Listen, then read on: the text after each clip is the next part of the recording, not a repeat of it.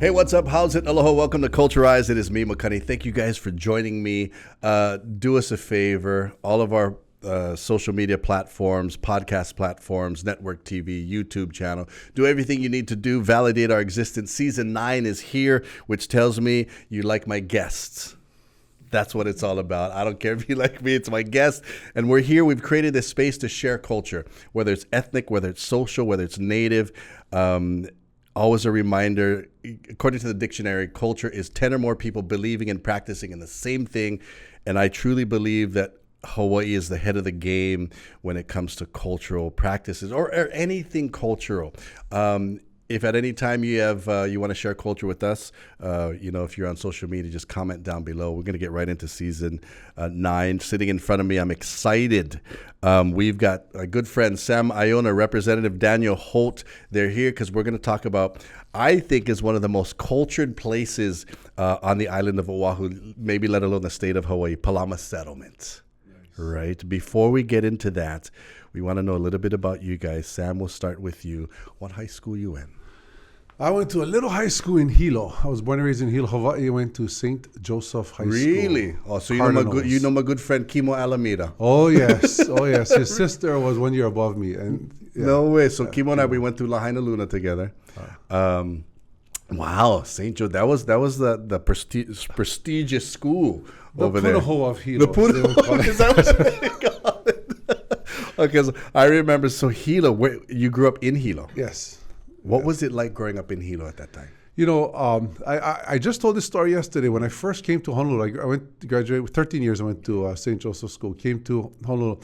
And when I had to buy avocados for the first time, I was tripping out. You know, and a banana. Like, you don't buy bananas in Hilo. You don't buy avocados. If uncle brings you, and it goes in the yards, you know. And so growing up in Hilo, my father passed away when I was 12, so single mom. But you know, it takes a village to raise a child. We'll talk about that with Palama. But, you know, we had the family and friends. It was such a close-knit community. It was great. I love how you just started that, because I felt the same way. It's like, I cannot go dive on Oahu. I cannot go. It's like, I cannot buy fish at the store. Yeah. When it comes to produce, it's hard to buy produce that I can just go in my backyard, right? It's like if you from Hilo and you're on Oahu and you go to the flower shop and go buy the obake plant. Yes. It's weird to me. So growing up in Hilo, I love that. Representative Holt, what high school you went? I went to Kamehameha. Man, I just got to say, I think Kamehameha right now is leading, right? So many of my guests went to Kamehameha. Great show. That's why we're here. No, this is what I say. I went to Lahaina Luna, so my cousins and friends at Kamehameha, you're welcome. So Kamehameha, we were talking about it earlier. Your class color, Hina, gray? Yep. No. Silver Surfers was our And what is mascot. The Silver Surfer? And what is the term? Were you a lifer? No, I joined in 7th grade. I attended a UH lab before that. So really? Pretty interesting, very small school. Mm-hmm. Transferred over to a very big school, so different experiences, but see, even that is interesting. Coming from a small school, just the culture of UH Lab, going to Kamehameha. You grew up where? Kalihi, right in the bottom of Kapala. So all of Kamehameha, you were. Yeah, definitely. What was it like transitioning from UH Lab? You know, Sam talked about Hilo to Oahu. What was it like just from UH Lab to Kamehameha? UH Lab, we had 10 kids per grade. Kindergarten, 1st and 2nd grade are all in the same classroom. So it's a very small. And then you go to Kamehameha, you have 350 classmates in one grade. So I was fortunate enough to go to school with one of my first cousins. So I had a built-in buddy going in the same grade. So we all had a good group of friends, which I still have to today. So it was definitely a good experience. Can you imagine going from like 35 classmates to 350? How many you had in your class now? 54. Wow. See, now growing up on Lanai, I had 20. Wow. I went to Lahaina Luna, I had 120. Wow. And I thought that was big. Yeah. So growing up in Kalihi, what was it like at the time? In the household for you, was it more, so ethnic backgrounds, obviously Hawaiian, were there things growing up in your household that are very cultural? Things that you can remember? Kind of, but, very mixed culture, nothing very... Like local kind. Yeah, just local kind, all mixed up. And, living right in the middle of Kalihi in the middle of all the different housing projects, growing up playing sports with all the kids. I went to private school, but after school, going out to practice and stuff, you deal with a whole different type of kids. So you got to learn real quick how to deal with, school and sports after school is definitely different experiences. I call us local chameleons. If you're joining us, this is Culture. This is what we're doing. We're sitting down with Sam Aiona, Representative Daniel Holt. We're going to get into Palama Settlement, but we're getting to know these guys and the culture that they grew up in. If you have any questions, comment down below. This is Culturized. For all your money needs, Hawaiian Financial Federal Credit Union is here for you. Visit HIFICU.com. Bringing you what matters. Viewers can receive the Star Advertiser Digital Full Access subscription for $9.95 per month. Go to staradvertiser.com and click on subscribe. Use the code AHITHING. Hey, what's up? How's it? Aloha. Welcome back to Culturized. Sitting down with my good friends from Palama Settlement, but there's so much more to them. Representative Daniel Holt, Sam Aiona. We talked about a little bit schooling, and then a Hilo boy. Gotta love that. I don't feel left out because coming from Lanai, and I always tell people this is a big city for me. Yeah, this is a big. I remember going to Hilo, wrestling in high school. When you come from public school, right? We used to go to Hilo and sleep inside the Hilo High School gym. And the rain comes sideways, right? We all end up in the middle. How long have you been in Oahu now? Right after high school. Really? Right after high school. 40 years now. Yeah. Now, everything that you folks have done, growing up Hilo, growing up Kalihi, and we talked about how us locally, the local culture, did you guys have friends from every ethnicity? Guarantee. Yeah. I don't think anybody can grow up in Hawaii and not have friends. You do have your little pockets. I forget what the word was. In those little neighborhoods, they would have their little associations within communities. And it was kind of based mainly on ethnicity. But when you go to school, you gotta everybody. I always say, even at Kamehameha, you're not gonna have only Hawaiians. Only Hawaiians, right? It's got to be everybody. You get the Japanese Hawaiians, you get the Chinese Hawaiians, right? And I always think Hawaii is ahead of the game with that. Things growing up, Sam, in your household that you remember that were cultural? Even, as simple as taking off our shoes. Are there things that your family did? When I think Hilo, I always think bondori, right? No matter what you eat bondori. Are there things that you remember? I guess food, everybody always relates it to the food, right? And so, you get your Portuguese family, of which I am, and Hawaiian, and you get the Chinese side and even the Japanese side. So, you always get Japanese neighbors, Chinese neighbors that will always, Mrs. Nakasone across the street always used to give us andakis. God bless you, Mrs. Nakasone. But she was, and that's where we got our knowledge of Japanese culture from. See. And so another friends or Filipinos will bring over food. And so I guess when you talk about culture, and there's traditional culture. So but. There's food. That's why I like to say there's traditional culture, and then there's the culture that Hawaii created for these ethnicities. Well, your ethnic backgrounds: Portuguese, Hawaiian, Chinese, a little bit German. Oh, so you learn. There's a lot there. And then for you, Daniel, your ethnic backgrounds: Japanese, Hali, Hawaiian, Chinese, and a whole. bunch. I love that and we all have knowledge, a little bit of knowledge of all those things. Like sometimes you talk to people from the continent, and you say, "Oh, what are your backgrounds?" They say this, but they only know one. Right, and I love that, the fact that you even remember Mrs. Nakasone would give you andagi. We all have that person from our background that, on Lanai, I used to laugh because during Halloween, I used to think, is this the only place left in the world? We had an auntie would make fresh donuts. For you go trick or treat, she give you donuts. You open the door, she frying donuts. Till today. Now, all these things, traditions you guys grew up with, the culture you grew up with, how much of that percentage-wise do you put into your adult life? Like just, values and things you have. The values are there, but, times have changed a little bit. We don't have, I was going to say the same thing about the food thing as Sam, getting together, making laulaus, digging the imu and stuff. But, nowadays, everybody's so busy, we hardly get to that point. So, I would say the values carry through, but, those types of events which take one whole weekend, people don't have that much time anymore. So we don't practice the cultures enough today. We really don't. Which brings me right to this. If you're joining us, this is Culturized. We're talking about culture. We're talking about practicing it. And not only but just living it and having so many different cultures around us. Us growing up, we had that. And I like how you said, because we don't have time. But one of the greatest places I think, on earth is who makes time for that is Palama Settlement. So we're going to get right into that in this next segment. Palama Settlement, every culture, every practice, every activity, every value. You want to know where culture happens? Stay right here. This is Culturized. See Dr. Oda at HEC Medical Clinic Honolulu Specialist in laser weight loss. You can see the change losing 1 to 2 inches instantly. Pacific Spray Wash is Oahu's #1 trusted exterior cleaning service. We deliver a spotless job for all your pressure washing, roof cleaning, house washing, and solar panel cleaning. Hey, what's up? How's it? Aloha, welcome back to Culturize. It is me, Makani, sitting with my good friend Sam Aiona, Representative Daniel Holt, talking culture. But now, today we just talked about how sometimes we don't have time, right? Not sometimes, we never have time. We're getting together right now to talk about what they do right now and who they represent. And you know, whenever we get together, we got to get together over kava, right? So I got to thank my good friends from Kapa Kava. You guys ever had this Kapa Kava before?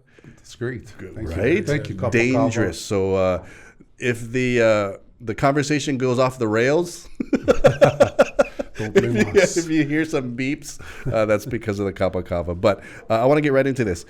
Palama Settlement. How old is Palama Settlement? 126 years old.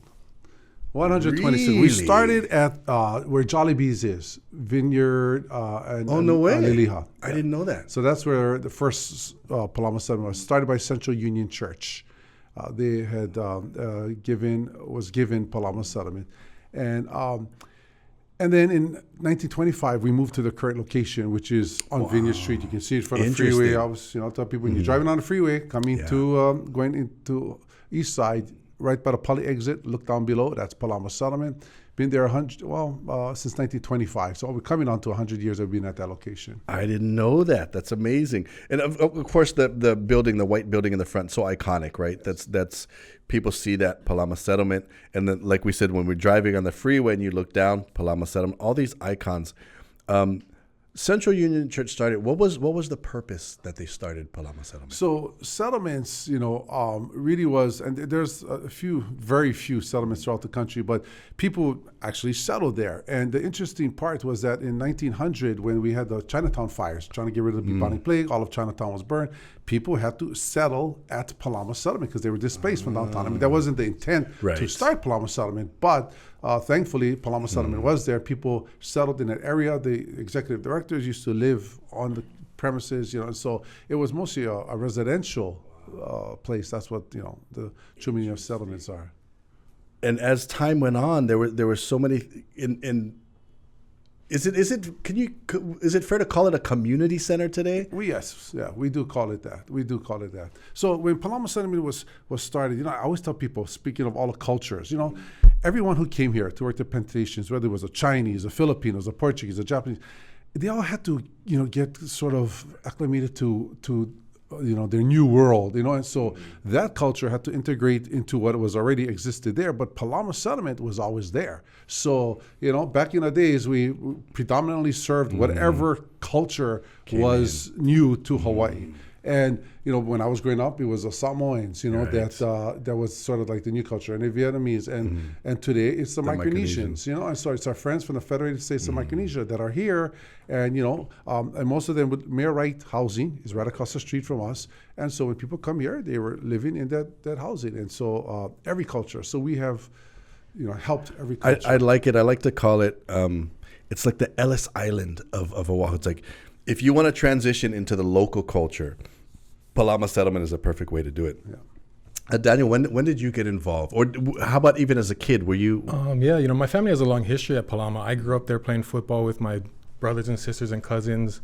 I knew my uncles and aunties and my dad guys played football at Palama. But I actually have an interesting personal story. I was driving with my 93-year-old grandma one day down Vineyard, and I was videotaping her. She never knew I had the camera filming, and I said, "Oh, Tutu, you remember this place?" And I thought she was going to talk about football or something like that. And she goes, "Yeah, this place saved me." Really? I said, "What you mean?" She said, "When I was young, my family, not so good. I ended up over here and they took care of me." So, Palama, I'm sure has saved a lot of people, and definitely, personal to my family. So, being able to go over there and give back and work at the settlement is definitely the dream come true. So that it's almost kuleana for you then. Definitely. Tutu was like, I'm telling you this story, not just to tell you the story. I'm telling you this story because you need to get involved. That's one of the greatest things I think about Palama Settlement is because like you said, you go back 127 years, the values, the concepts, and the practices are still the same, whether people have to settle there, whether people are saved there, whether people... and consistency to me in this day and age is very important. And you guys have been consistent with that. When did you get involved with like I said, growing up in Hilo, I didn't have the fortune, like Representative Holt did, to be, playing sports at Palama Settlement. I've been the executive director now for 15, 16 months, so it's fairly new to me. I've been involved with community services for a long time, serving as director of the Office of Community Services. So I've dealt with this population, specifically our friends from the Federated States, the Micronesia. So I've dealt with that population a lot and sort of understand them. I mean, again, it's different culture, but we're kind of all the same. We're all the same when here in Hawaii. And that is the one of the purposes of this whole podcast is to, we don't have to like each other, but once we learn about a little bit about each other's culture, we're eventually going to do it. Like when you left UH Lab to go to Kamehameha, when you left Hilo to come to Oahu, you're like, oh yeah, we have things in common. If you're joining us, this is Culturized. Do us a favor, you hit up all of our social platforms. If you're on YouTube, notification bell, all those things have validated my existence. We're going to talk more culture with Palama Settlement right here on Culturized. For all your money needs, Hawaiian Financial Federal Credit Union is here for you. Visit hificu.com. Long's Drugs is always here for Hawaii, providing your family with local favorites, accessible health and wellness services to keep you safe and healthy. Make Long's a part of your day. Hey, what's going on? Welcome back to Culturized, sitting with my good friend Sam Aiona, Executive Director is at the title of Palama Settlement. Representative Holt, not only you're running Hawaii, but you also actually are involved with Palama Settlement on a regular basis. Yeah, I'm a community outreach specialist at Palama, helping Sam down there. And it's just very, fulfilling to give back. And we do so much down there. Just glad that I can participate in my small. We talk about the different cultures in Hawaii. Off the top of your guys' heads, how many different cultures at one given moment can we find at Palama, right? Ooh. So we talk about our Micronesian cousins, right? Well, when you talk about Micronesian, you got to say oh yeah, that's right. That's right. Yeah, I learned that really quick. So I had one of my is in the mix too. I learned. I love it because a lot of my friends are Micronesian, but I learned real quick that how many different islands? Over 6,000 or something, and none of them understand each other. Different languages. Different languages. Yeah. That in and of itself is amazing. So you have all the federated states, all their languages, Samoans, Filipino, Chinese, what else? Vietnamese. We have Hawaiians. Yeah. We got everybody at Palama Settlement. Yes. And if you guys are ever driving now picture yourselves driving your H1 going towards town, you see Palama Settlement, the big open field, the gym. What is the busiest day? Probably middle of the week, Wednesday, Thursday. Obviously after school. So during the day we do all of our projects that we have to do, and then after school the kids all come there. And we're there to I feel like we gotta train them. Palama, by the way, Lama is like a tree, a wooden tree. And back in the day, in the ancient days, that whole area was covered by the Lama tree. Really? And Lama would use the trees for light, for torches and so forth. And so Palama was like the place where they would train warriors to become chiefs. Hence Kapalama, where Daniel's alma mater, is so Kapalama is the place that they would train warriors to become chiefs. And I feel like that's what we're doing. No matter what culture you're from, it's kind of Hawaiian, obviously a Hawaiian connotation, but no matter what culture, we're still training them to be better, productive citizens of this community. And that's why I like that Lama reference. The things we learn. I mean, I knew what Palama meant, but I didn't. Now there's that kauna, the connection, right? Yes. And also Lama is also always synonymous with the torch of education and light in the source of knowledge. Thank you, Hai Lama Fardin, for that education. Right? Exactly. He's always dropping knowledge. Ike bombs, I call that. Now, every culture there, the thing I love about it is on any given day, right, we have the cultures, but there's also cultural activities you guys have. Of course, Mauhinui, we're there on Tuesdays doing Tahitian and Polynesian stuff. Do you guys have other specific cultural activities? I want to share with you this latest one, just within the last 3 weeks.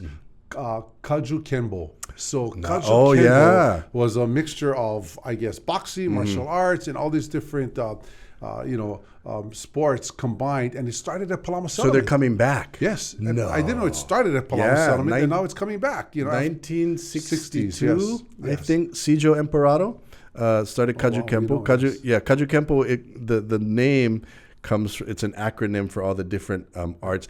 The original mixed martial arts, kajukenbo. Yeah.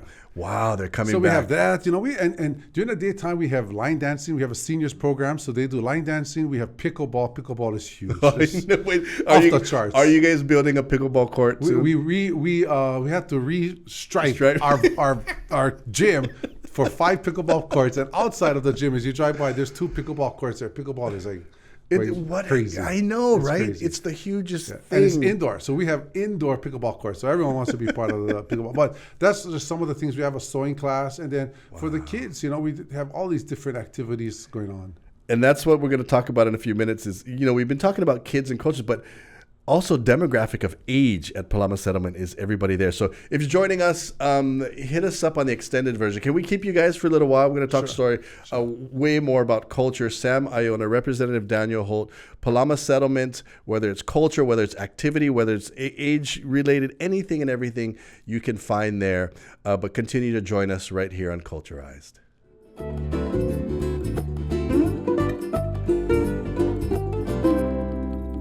Hey, what's up? How's it? Aloha. Welcome back to Culturized. If you jumped over from the network, this is the extended version. This is where we get to get a little bit deeper, talk a little bit more, and maybe you'll hear a few swear words here and there. No, you won't. Got to thank Kapakava for providing the social lubricant, I like to call, to have us, talk a little bit more. And that's what we do. That's a cultural thing. We come together and we break bread or we drink ava.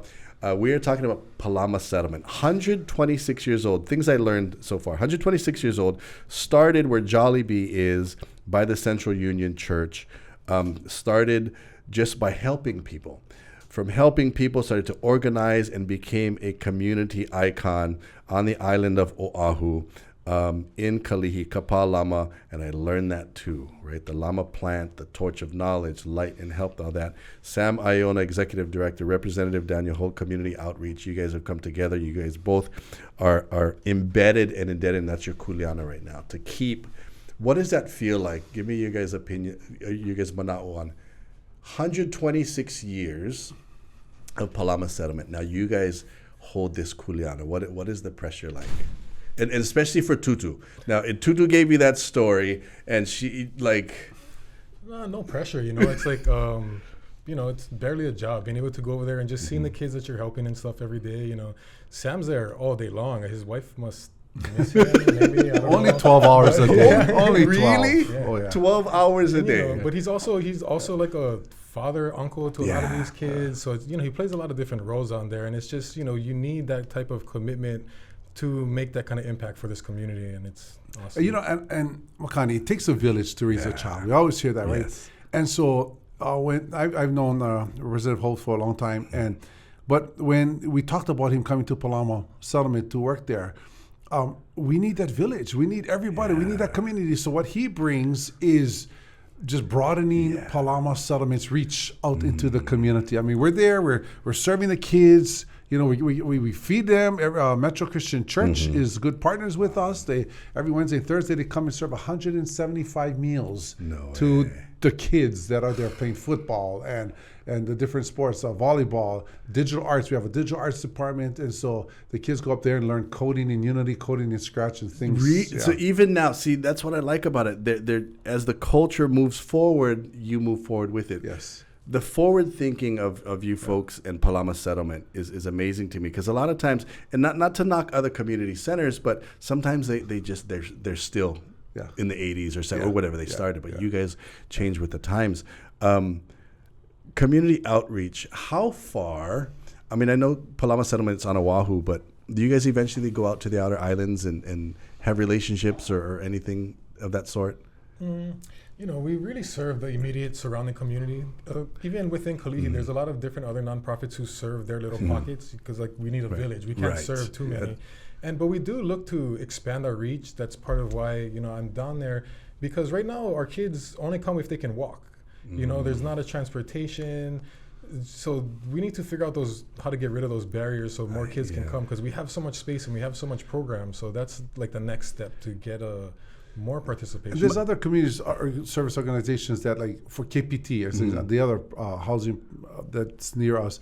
There's a nonprofit there, Parents and Children Together. So they kind of serve. You know, it's an unwritten rule that they serve that community. We're serving the Mirai community. Our kids go there. Their kids come here. You know, but that's, you know, we are really focused on the Kalihi Palama which I like, because again it comes down to the concept of villages, right? Yeah. It's like we take care of our village. We'll have relationships with other ones. Exactly. But we just make sure that we if we need each other, we're all there. It might be a rhetorical question for Daniel. Easier to work over at Kalihi Palama in that area, or where your other job is? Definitely at Kalihi Palama. I mean, you know, I grew up there, so for me it's just normal. But I mean, it's not easy. You know, admittedly, you know, it's a difficult every day going over there, and it's always a new challenge. But I give you guys the utmost respect, because growing up, my mom ran a youth center on her own. So I grew up with, you know, new brothers and sisters every day. I was like, Mom, who's that? They're going to stay with us a little while, right? Yeah. So growing up in Lanai, she was executive director of Lanai Youth Center. So I know what you guys have to go through.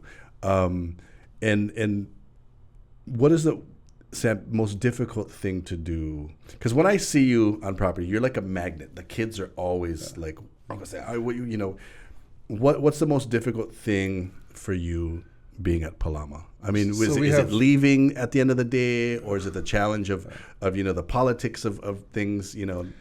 It's all of that, but I think probably the most difficult thing is, there's, like I said, Metro Christian Church comes here, they serve 175 dinner. There's 175 different issues. There's 175 different situations, and my job is to make sure that all 175 situations are taken care of. So every child is different, and so right now we're embarking on a strategic plan, and we're trying to figure out, you know, we do a lot of good stuff. We got a Pakole, our program that helps kids off the court, out of the pool, out of the gym, and so we help that. We have a digital arts department. We got the, you know, feeding, and we have the seniors program, and so we have a lot of good things going on. But how do you help that holistic child? How do you bring them all together? And that's family engagement. And so if we can get the family involved, that's my vision for Palama, is when you get the families involved, when you can help that holistic child, maybe we can help that entire culture. And I'm not going to solve all the problems. I mean, for 126 years we've been doing this, but that's my greatest challenge, is to make sure that every single one of those kids that, you know, call me Uncle Sam, they like call me coach. I said, don't call me coach. Representative Holt was a coach. Daniel used to be a coach there. Coaches are, you know, that's a revered title. That's your coaches, your mentor, your friend, you know, and so forth. But I said, no, just call me Uncle Sam. I'm not a coach. I don't deserve that title. But you can call me Uncle, and you always go to your uncle when you need help. You guys come to me. So, you know, that's what my job is to help every single child, to give them the resources they need. I love that. I love the fact that you're not gonna, there's no one you're not gonna look over, but the fact that you're like family. Yeah. And how we grew up, we knew we had that nucleus of family, which made life way better. Yeah. And because a lot of times we'll go back to, we talked about time. Not a lot of families say have time. So what they do, they just drop off their kids and they go. Yeah. I like when I see the whole family pull up. Yeah. And they all stay, whether they're just sitting in their beach chair at the side of the field and they're there. Sometimes I think, man, when just parents just drop them off, okay, I'll see you guys in an hour, I go come back, right? But the fact that you guys are looking at the family unit and the ohana and everybody, it's not easy. Yes. I mean, the culture, you know, the culture, like of you said, those so that many are different there, ones, so different cultures, and so the values of every culture is different, and so we have to take that into account as well, because you know, for every culture that there is, there's a different set of values, and we were naming all the different cultures that are there. So we got to encompass all of that. Now that I just thought about it, it's like you just have to deal with the Senate and the House and the Republicans. You guys now got to all the cultures, all different views, different set of kids. Now, I'm sorry. I was just gonna say that. Maybe we need to bring all of them for a day at Palama Settlement, right? Hey, That's you not a bad guys idea. go jump in the swimming pool. That's not a You bad guys idea. go play flag football. You guys, go jump in Maui Nui's the Asian class. Now, so physically, gym. Are you guys? What sports you guys got in the gym? Volleyball. Well, boys and girls volleyball, boys and girls basketball. I mean, you can put pickleball in there because that is a sport. We don't have it for the kids, but we are trying to. There's a group that wants to start a pickleball league for kids as well. And in the gym we have rentals too, by the way. So that's how we get our income. We're a private, we're a private nonprofit, but we get rental income from clubs, basketball and volleyball clubs. They want to rent the gym, and we have a dining hall and that people rent for parties too. Swimming pool as well. Swimming pool. Is it public or is it just like Both. Okay. We have And then you got the outside area where we practice Maui Nui. You got the field. So flag football, tackle football. That's all we have for now. What did you coach? Football. Nice. Yeah, tackle football. And almost all of those coaches volunteer, right? Oh yeah. Wow. See, We just hired a coach though. Actually, David Hughes used to play for the yeah, Seattle yeah, yeah. Seahawks. No way. Back in the 80s, and so he was living in Seattle for 40 years, and he's come back to Hawaii just to coach at Palama Settlement and be our head football coach. So that's great, David Hughes. and then in front, you guys have, and then like senior classes you guys have, right, for kupuna and stuff. So you guys get that whole area. But from that, you guys are now continuing to expand. Yes. And the burden is just not on you guys now. How does the community help with that? Well, Or can they? Well, we of course are engaging the community in our strategic plan. So right, we start a capital campaign thanks to Representative Holt and the legislature. We got a CIP for Nice. a granting aid to help the renovate our campus. So we have funds that we're going to start the process of renovating the entire campus. What is that going to look like, Makani? I don't know. Daniel doesn't know. It's up to, have our own ideas, but it's up to the community and the staff and the board and the participants themselves. So I constantly ask, like that. what do you guys need? What do you guys want? These older kids, we done already with Palama. Why? Because we're too old. No, you're not. You're only 18, 19. You can still come here. But they don't feel like they're a part of it. I said, why do you come then? What's going to make you come? A gym. A weight room. That's why they'll come to Palama Settlement for a weight room. So, all right, take notes. We're going to have a nice weight room so that they will come there, I got to say, it's very, if it's fair, maybe not, but some of you people get mad, but it's rare to find people that will actually listen to what the kids want or what millennials want or anybody for that matter. Oh, you guys like that? Oh, okay. Which is the community part of what you guys do. Do you guys think, like, can people donate or how does that work? Absolutely. Thank you for saying that. Well, because sometimes people are like, well, what? Can I give? I don't know what I want. It's worth it. I'm gone. I'm out of here. Donate, and we're done with this podcast. But yes, so we have private donations. We're a private nonprofit. We did get some government funds, thanks to Daniel and Senator Donna Kim and others. Senator Rhodes, who's a part of our area legislators. But we also take donations. We don't charge the kids. Everything is free for the kids. I don't think people realize everything is free for the kids. Everything is free. Seniors program, we do $25 for the whole season. But we do, we write grants all the time. Another thing that we do that people don't realize is we have a food pantry. We have emergency food pantry. I didn't know that. So if you're, low on food, can't make it to the end of the week, you can come down. We can give you food on the spot. We also do, what do we call it? I don't know, fresh produce. We give out 25 boxes a week. If you call Palama Settlement and sign up, we get you on a list and you come down on Wednesdays, 9 a.m. We give you fresh vegetables, box of eggs, and school supplies. We do school supply drives to give school supplies to the families in need. So a lot of things we do in the area. We could always use donations.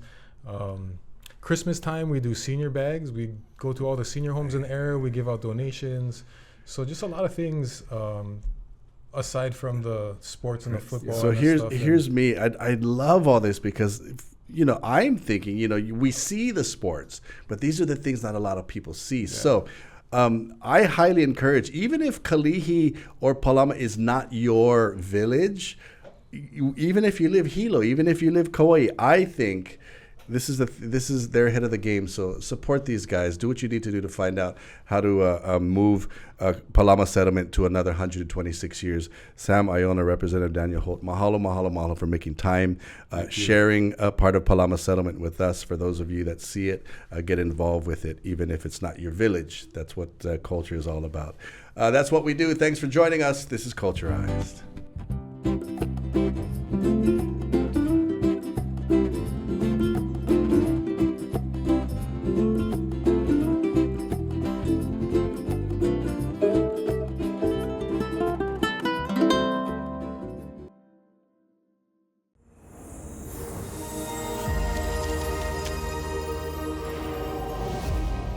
Don't miss Hawaii's favorite local shows. Get your house in order with Yunji Denise. It's a Hawaii Thing with Lanai and Brooke Lee. Culturize with Makani. The Art of Beer with Tim Golden, Daniel Bruce, and David Power. Visit wikiocast.com for full episodes.